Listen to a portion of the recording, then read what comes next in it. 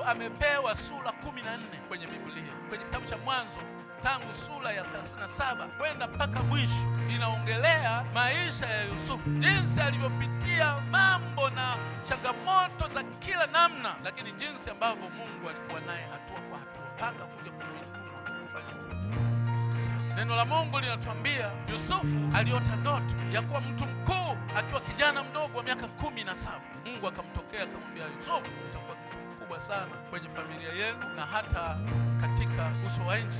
Lakini kwa lugha ya mafumbo, lugha ya ndoto na picha, akasimulia kwa wazazi wake na kwa ndugu zake. Lakini ndugu zake hawakufurahi. Ndugu zake wakamuona kama tishio badala ya kushangilia na ndugu yao kwamba Mungu ana kitu kizuri kwa ndugu yetu. Si ndivyo ilivyo kwa watu wengi? Wanadamu wanapoona kitu kizuri kinatokea kwa mtu fulani, ni wachache ambao hufurahia. Wengi husikitika na kufikiria, kwa nini nisiwe mimi? Ndivyo kikatokea kwa Yusufu, akishamtaja ndoto aliyopewa na Bwana, naye akiwa ni kijana wa mwisho katika wale watoto wawili wa mwisho wa baba yao. Baba yao Yakobo alikuwa na watoto 12 wa kiume, kwa hiyo huyu akiwa ni wa pili kutoka mwisho. Ndugu zake wale 10 wakamkasirikia, wakasema, huyu mtu anatuchezea taoni.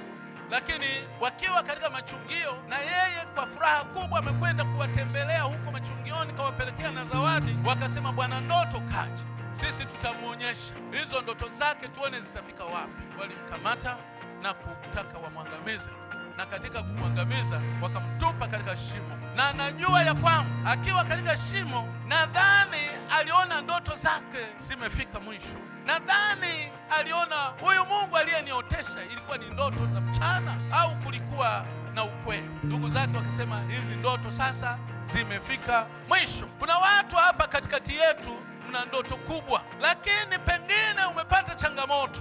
Pengine watu wanaokuzunguka wanajaribu kuzizima ndoto zako. Tena si watu wanaokuzunguka tu, watu wa karibu na wewe. Angalia, hawa walikuwa watu wa damu moja, kaka zake ambao wangetegemea wamfurahie, lakini wamsaidie pia. Maana ni kijana wa miaka 17, kaka zake wana miaka 25, 30. Wanaosema tunakomesha ndoto, inawezekana ni watu wa karibu na wewe, kwa damu, kwa shirika, watu naodhani wangekushika mkono ili ndoto zako zitimie.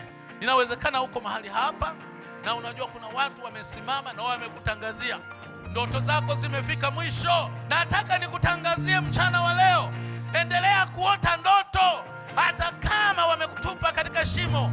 Shimo sio mwisho wa ndoto zako. Ndoto zako zimetoka kwa Mungu, na kama ndoto zako zimetoka kwa Mungu, hakika Mungu atahakikisha zinatimia.